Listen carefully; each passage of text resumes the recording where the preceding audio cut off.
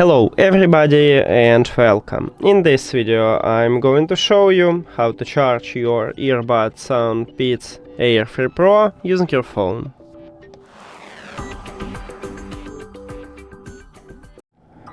All you need to have for this is just USB-C to USB-C cable, but if your phone do not support USB-C, maybe you should have Lightning to USB-C or even micro USB to USB-C. Now connect USB-C cable to your phone. And then at the bottom of the charging case we have USB-C port also, so connect the second cable right at this port. On the front side of the charging case we see this LED light, and it means that your earbuds are charging. So it worked and we did it. Also I tried reverse wireless charging from the phone and it still doesn't work, so the only way is to use a cable. That's it. Thank you for watching this video. If you found it helpful, please consider subscribing to the channel and leave the like on the video. See you later!